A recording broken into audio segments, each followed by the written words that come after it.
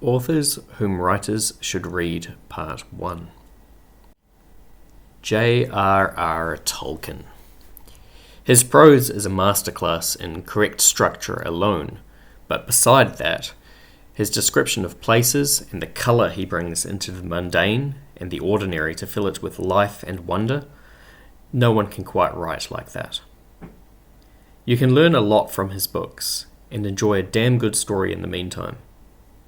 If you are a fantasy author, Tolkien is basically required reading, not necessarily because you need to copy him, but because you want a good understanding of what quality fantasy looks like and what has been done before.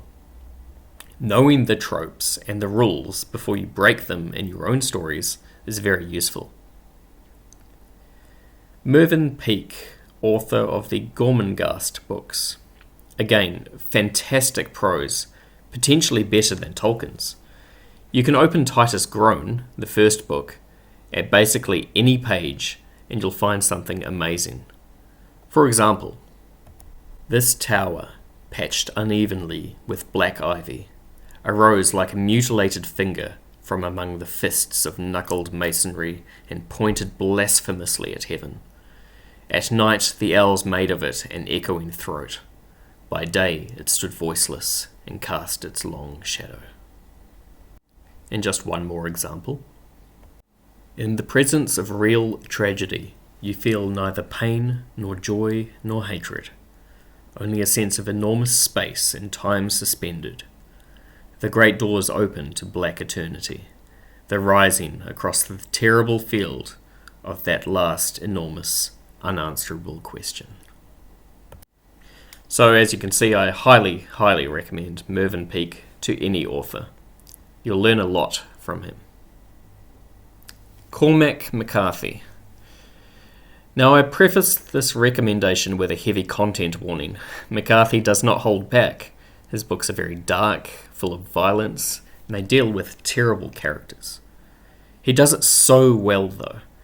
He wrote No Country for Old Men, The Road, and Blood Meridian. His prose is insanely unique. He does not use speech marks for dialogue, as he believes that dialogue should be so well written and clear that any reader can identify the speaker. And it works. He is a master of conversations. His prose waxes and wanes between formulaic to incredibly poetic, depending on what the scene requires. I can't really begin to describe how good his books are. While they are certainly not for everyone, I do think writers can learn a lot from him. I'll see you again in part 2. Till then, read books, be kind, and live generously.